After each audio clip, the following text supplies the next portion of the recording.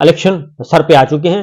Vote کی ایک پرچی اس کی طاقت اتنی ہے کہ کوہ ہمالیہ جو ہے وہ کوہ ہمالیہ جیسی طاقت رکھنے والے ایوان لرز رہے ہیں کہ یہ ووٹ کی پرچی جو ہے یہ ہمارے لیے مصیبت بن جائے گی اگر ہم نے اس ووٹ کی پرچی کو بیلٹ باکس میں جانے دیا اور اس کے بعد اس کی کاؤنٹنگ صحیح ہو گئی تو ہمارا ستیہ ناش ہو جائے گا. یہ ہے سارے کا کھیل، سارے کا سارا، اور اسی کے ارد گرد گھوم رہا ہے کہ 8 فروری کو ہم نے کیا کرنا ہے.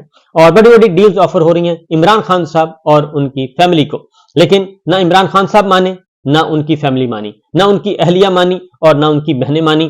اور اب وہ ایک قدم آگے سلسلہ شروع ہو چکا ہے انتقام کا، کیونکہ میں نے آپ کو بتایا تھا کہ یہ ہفتہ بہت ہی امپورٹنٹ ہے اور یہ آخری ہفتہ ہے الیکشن سے پہلے کا، کیونکہ اگلے ہفتے میں الیکشن ہے. اس لیے جلدی ہے کہ سب کے منہ بند کر دیے جائیں اور سب کو جبر کے نیچے، جبر کے شکنجے میں ٹائٹ کر دیا جائے تاکہ کوئی بولے نہ. اور 8 فروری آرام سے جو ہم چاہ رہے ہیں 8 فروری اسی طریقے سے ہو جائے. لاڈلا کمپنی کو اقتدار جو ہے وہ پلیٹ میں رکھ کر پیش کر دیا جائے اور جو انہوں نے اپنے بندر بانٹ سوچ کی ہوئی ہے اس کے اکارڈنگلی کسی صدر مملکت ہیں، صدر مملکت بھی فیملی میں، وزیر اعظم بھی فیملی کا، وزیر خزانہ بھی فیملی کا، چیئرمین سینٹ بھی فیملی کا، وزیر اعلیٰ پنجاب بھی فیملی کا، وزیر خارجہ بھی فیملی کا. تو یہ سارے کے سارے جو ہیں وہ اپنی بندر بانٹ کی ہوئی ہے اور جو اس کو اپوز کر رہا ہے اس کو اٹھا کے باہر پھینکا جا رہا ہے.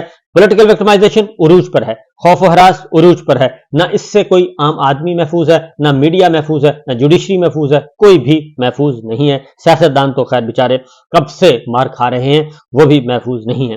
تو سچویشن بڑھاتے ہیں جی.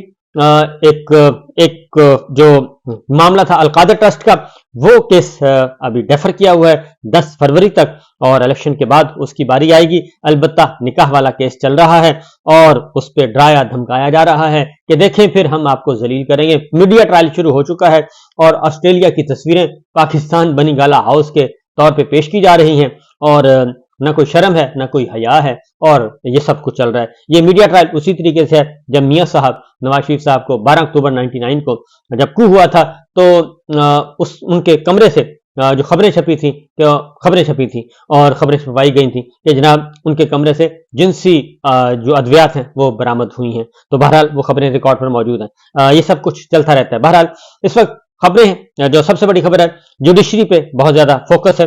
آپ کو میں نے بتایا تھا کہ عدلیہ مزاحمت کر رہی ہے. عدلیہ کے اندر جو ہے انڈیپینڈنٹ آوازیں موجود ہیں، بہت تگڑی آوازیں، ابھی بہت تگڑی آوازیں موجود ہیں.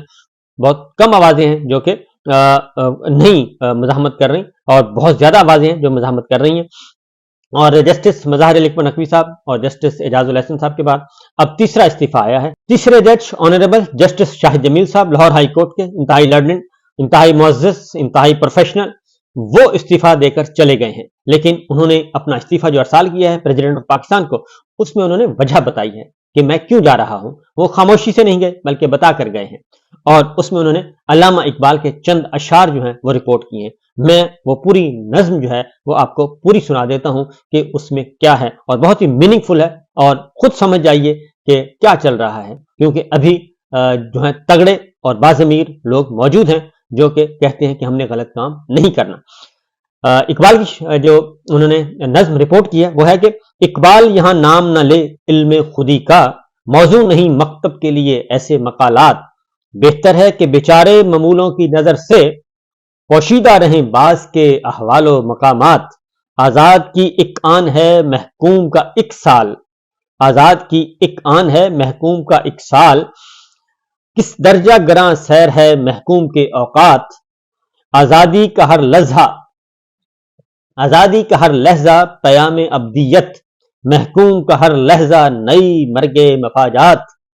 آزاد کا اندیشہ حقیقت سے منور، محکوم کا اندیشہ گرفتار خرافات. محکوم کو پیروں کی کرامات کا سودا، ہے بندہ آزاد خود ایک زندہ کرامات. محکوم کے حق میں ہے یہی تربیت اچھی، موسیقی و صورت گری و علم نباتات. تو یہ شعر انہوں نے چند اشعار لکھے ہیں اور وہ بتا کر گئے ہیں کہ یہاں کیا ہو رہا ہے. بہرحال اس وقت میں نے آپ کو بتایا کہ 22-23 ماہ سے جبر ہے، ڈکٹیٹرشپ ہے، فسطائیت ہے اور ہم کچھ سبق سیکھنے کے لیے تیار نہیں. طاقت کے نشے میں ہم بدمست ہیں اور وہ کہتے ہیں کہ جو طرز کہن تم کو نظر آئے مٹا دو.